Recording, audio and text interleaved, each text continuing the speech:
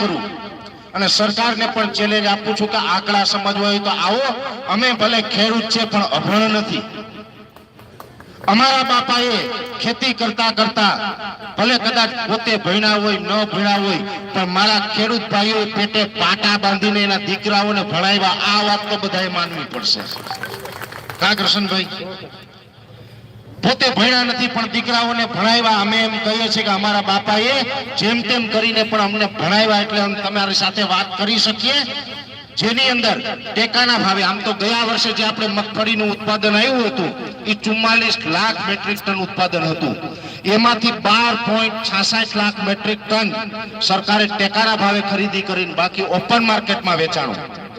અને એના માટે 3 લાખ ખેડૂતોએ ટેકાના ભાવે વેચાણ કરવા માટે રજીસ્ટ્રેશન કરાવ્યું હતું.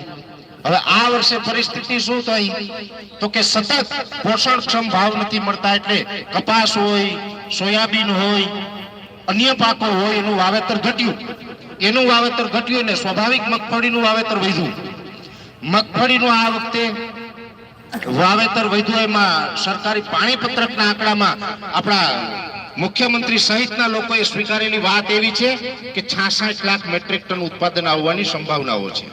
જોકે આ સંભાવનાઓ હતી પણ જે છેલ્લું 25 ઓક્ટોબર થી લઈને 2 નવેમ્બર વચ્ચે જે માવઠું થયું એમાં આપણા બધાનું સપનું રોડાઈ ગયું. આ માવઠામાં પણ ખાસ સરકારે આ વર્ષે પણ શું જાહેરાત કરી તો કે અમે 15.21 લાખ મેટ્રિક ટન મગફળી છે એ ટેકાના ભાવે ખરીદશું.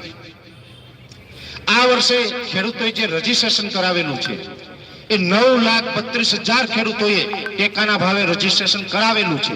તો સ્વાભાવિક રીતે 15.21 લાખ મેટ્રિક ટન મગફળી જો સરકાર ખરીદે તો બધા જ ખેડૂતોની સાથે ન્યાય નથી થવાનો, અન્યાય થવાનો છે. એટલે અમે રાયડો પાડી પાડીને કહીએ છીએ કે તમે જે કરવા જઈ રહ્યા છો એનાથી ખેડૂતોને અન્યાય થશે. જેથી કરીને તમારી ખરીદ ક્ષમતા વધારો. તમે જે 15 લાખ ટનની વાત કરો છો એટલો તમે ઓહરો કરીને ઓરા શકીને પાલભાઈ વટે માર્ગુન ખવડાવી દઈએ.